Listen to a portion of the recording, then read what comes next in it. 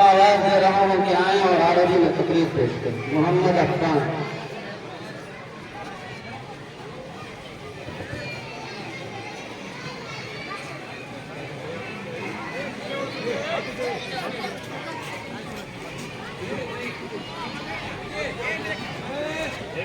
बिस्मिल्लाहिर्रहमानिर्रहीम।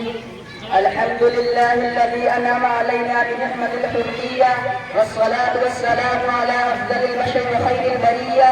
أما بعد، فيا سادة الحضور، في هذا اليوم المميز أهنئكم جميعا باستقلال الهند من يد الإنجليز الغاشمة، وهذه المناسبة التاريخية تستحق أن نتحدث عنها بكل فخر وانتصار، فإن استقلال الهند هو نتاج للكفاح والتضحيات التي قدمها شعبها من أجل تحقيق الحرية والاستقلال من غير فرق بين مسلم وغيره. وفي هذا اليوم العظيم نتأمل تلك اللحظات التاريخية التي أعادت للهند كرامتها وسيادتها. فقد كان رحلة الاستقلال شاقة ومليئة بالتحديات، لكنها كانت رحلة نبيلة وحلما كبيرا.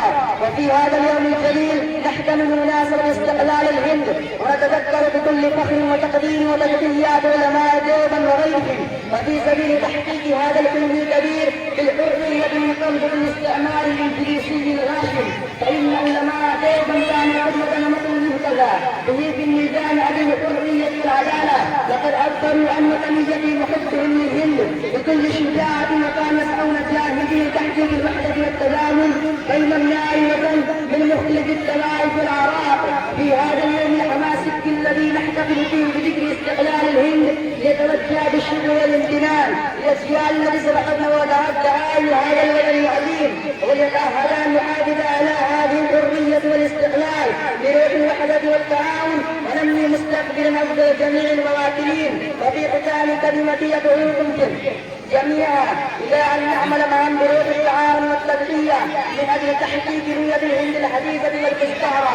يتذكر دائما أن استقلال الهند لم يكن نهاية الطريق، بل كان بداية رحلة طويلة نحو التقدم والاجتهاد. والسلام عليكم ورحمة الله وبركاته. ما شاء الله.